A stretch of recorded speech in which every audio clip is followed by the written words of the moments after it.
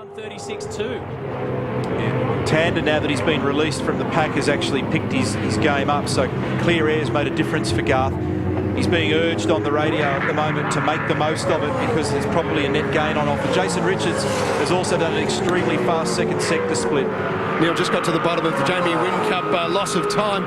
Had a problem with one of the wheels getting it off the rear, and just had a quick chat to Mark Dutton, who said that's cost them. We didn't spot that, so that's a good pickup. And so that's the reason, gee, it only takes the tiniest little hiccup and it can hurt. Paul Dumbrell's service on the super cheap car. Paul Wheel Racing to close at the end of this weekend. 1:36.1, fastest lap of the race for Jason Richards in the Rockstar Tasman Motorsport entry. He's down in 13th. Still plenty of people to take their pit stop, including these men on the leaderboard at the moment. We need to find out what the net gain, what the net loss has been, in particular for Jamie Whincup.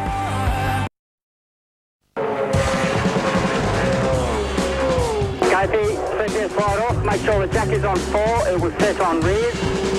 Race leader is now Garth Tander because Mark Scaife has pulled into pit lane. Rick Kelly has followed him. Scaife had around about a 2.5 second lead over Tander.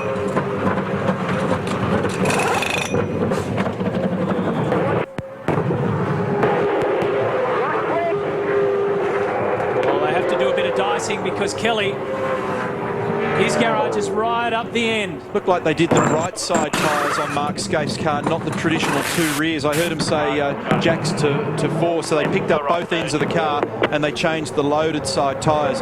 It looked like there was going to be contact there in the lane, but there wasn't. Where does he slot in?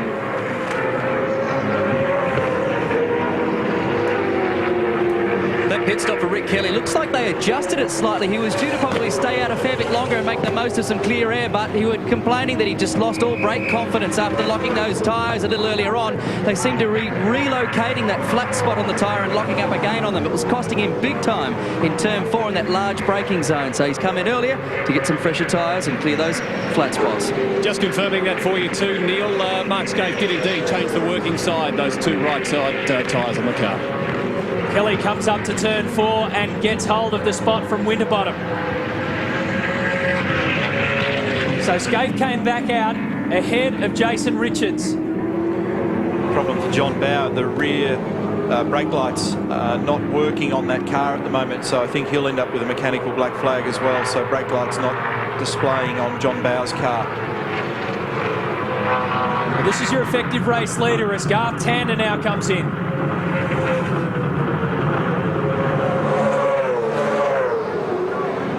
Such a long trundle. It's 45 seconds to get from one end to the other and do this stop. That's assuming this part of it goes smoothly. And they've done rears only on Garth's car. Quite different strategy to that of Mark Scaife. And have a look where he pops out. Jason Richards and Jamie. So Tander pulls across to the right-hand side of the road. Scaife comes over the rise. Has the momentum to carry it through down to turn 1. Tander slots into 2nd. Jason Richards now 3rd. That's on corrected. They're the guys that have pitted. Remember, Tander on cold rears, so Jason Richards will attack. You have to be very careful when he gets down here and asks the car for the big braking performance with those cold rears, especially when he's being pressured by another car. So he's leapt into contention here, Garth Tander. He's now got Jamie Whincup behind, and that's the big part of the story. Hard luck again for Jason Dry, Fujitsu Racing out of this motor race. He has broken the gear shift off at his hand. It's the 3rd time, believe it or not, this year. Kidding me? Wow. What a frustrating season for Jason Bright. I think the Fujitsu boys will just be very happy to get to the end of the year, start again for 2008, take a deep breath and go one more time. He's had 11 DNFs coming into this one, so make that 12. And 5 races as far as the start. There's one problem or another. So half the season, Jason Bright has been pretty much a write-off. The last of the contenders to do his stop. Clear, away you go. There's no traffic. Away you go. We rears only.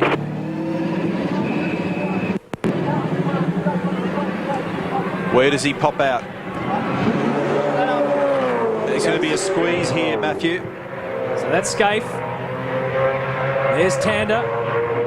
Richards, Todd Kelly. I reckon Lowndesy's popped into 5th if he can hold it into turn 1 here. Where's his teammate? There he is there. I knew he'd be somewhere there or thereabouts. So make that 6th.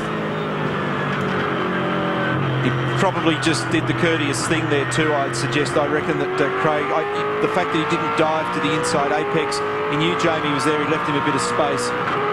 That last lap was the fastest of the race by Mark Scaife, 1:36 flat.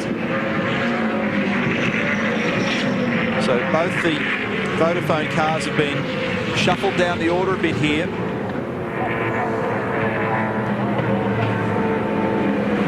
Dean Canto, Max Wilson, Marcus Marshall, Simon Wills and Alan Gurr playing the long pit game.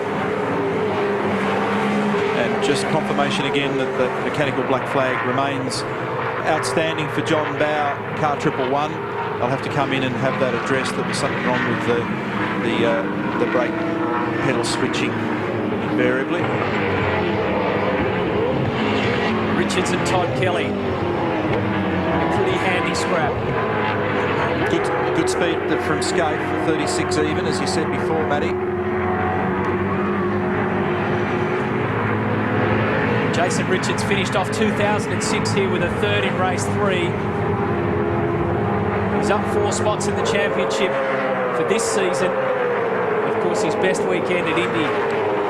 Feeling in a couple of the garages, including this one, Wally Story, the senior engineer in this team, feels that the reason why the cars were slow in the first period of qualifying today was the incompatibility of the rubber from the preceding category that was on the track. The historic touring cars were out there, and initially in the first period of V8 Supercar qualifying, they were all, well, the key runners at least, were all slower than even the development series cars. And it took until period 2 and then into that 3rd leg before we started to see the times that we'd expect to see. And that was certainly the theory of the Tasman garage.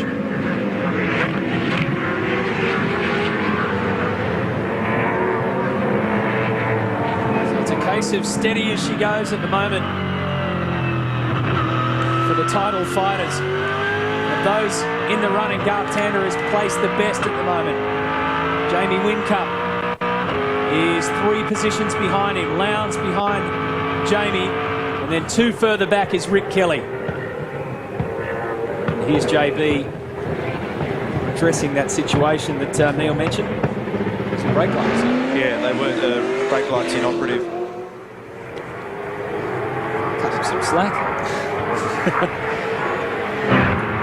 So Mark Scaife, so close to getting a pole position, which was a very important personal thing for him, because for the first time I can recall in a while, no Mark Scaife pole positions in a season. So qualifying run and done today, and he didn't get there, but he did only miss out by less than 0.2 of a second on Rick Kelly in the end analysis, so he went very close. It was the 4th time this season, though, he started from 2nd on the grid.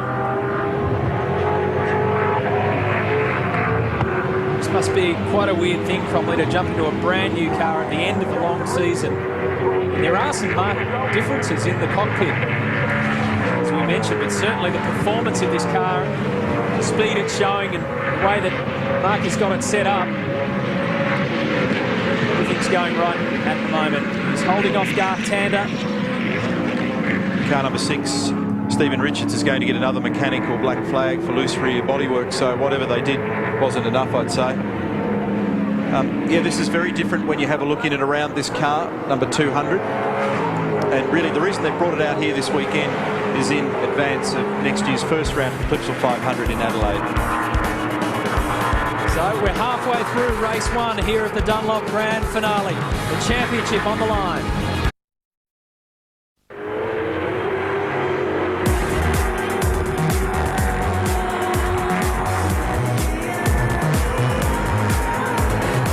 Make sure you check out Big Pond Sport. You can follow all your favourite sports, including, of course, V8 Supercars and videos.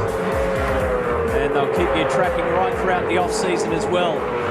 It's only short. It's about 3 sleeps away, I think. Back on the game. Todd Kelly and Jason Richards are having an almighty little battle here. They've both got good car speed and good track position, of course, because uncorrected, Jason Richards will be 3rd and Todd Kelly 4th. Incidentally, Stephen Richards is back in pit lane to serve another mechanical black flag calling because of the loose rear bodywork on that car. It's quiet out there at the moment, isn't it? It's just settled into a rhythm for the moment as Rick Kelly tries to recover from the mistake he made in that very spot on the second lap of the race. Still to make their stops, Marcus Marshall, Simon Wills and Alan Gurr. Mark Scaife over Garth Tander's eased out a little now. Tander's going to, on current target, yank back some of that 7-point margin. Isn't it amazing? Only a few minutes ago I made reference to the fact that it looked like it would extend by 5 points out to 12. Well, now it's going to compress. Rick Kelly is hovering on the back of Russell Ingall here over Lukey. Remember, Rick started from pole position, locked it up at turn 4, found himself on the grass. He went from 1st down to 10th. This would be a comeback of about 3 positions if he can knock off the enforcer. Just like those first few laps, Comley, as well, it was Good job. Business, patient, wait for his mistake. that eerie silence out there.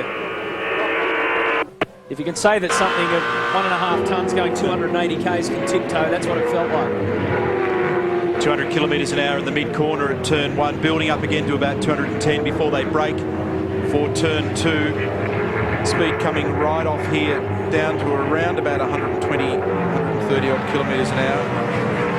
And they build speed back up to 250 kilometres an hour on this 3rd turn. It's a wonderful corner.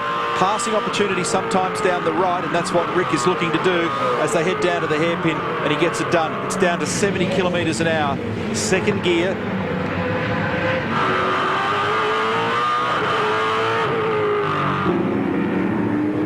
Well, that was really clean. Yeah, beautiful move. You can tell that Rick knew he was waiting to have a crack at him. He'd been counselled to just wait for Russell Ingall's mistake. Russell didn't make a mistake there. Kelly just